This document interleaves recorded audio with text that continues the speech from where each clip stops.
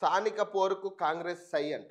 జూబ్లీస్ తరహాలో ఇన్ఛార్జీలుగా మంత్రులు, ఎమ్మెల్యేలు, స్థానిక నేతలకు సమన్వయ బాధ్యతలు, ప్రచార అస్త్రాలుగా పథకాలు, బీసీ రిజర్వేషన్లు.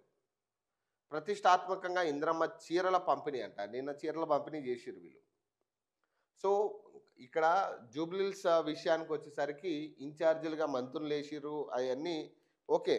ఇప్పుడు లోకల్ బాడీ ఎన్నికలకు కూడా మంత్రుల్ని వెంటబెట్టుకుని లేకపోతే మంత్రులు ప్రచారం చేస్తే నవ్వే పరిస్థితి వస్తుంది.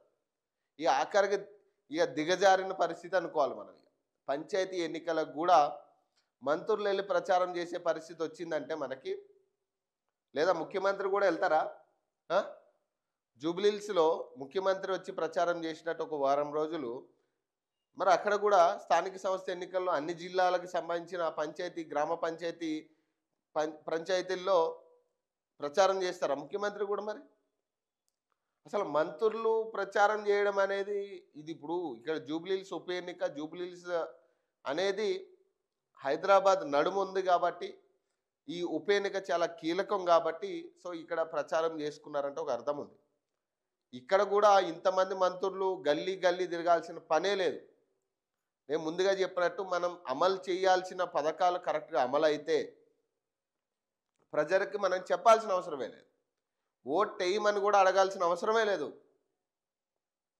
కానీ మనం చెయ్యకపోగా సో ఇప్పుడు గ్రామ పంచాయతీల విషయంలో ఏంటంటే వాళ్ళకు క్లారిటీ ఉంటుంది పథకాల విషయంలో.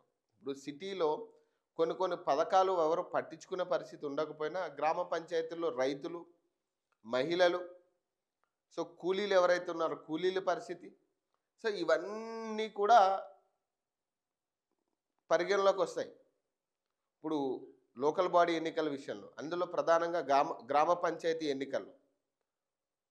సో ఈ పరిస్థితుల్లో ఖచ్చితంగా గ్రామ పంచాయతీ ఎన్నికలు డిసైడ్ చేస్తే అసలు ఒరిజినల్గా ప్రజల మైండ్ సెట్ ఎట్లా ఉంది. ఇక్కడ కూడా కాంగ్రెస్కి వచ్చిందంటే ఇక ఎవరు ఏం చేయలేం.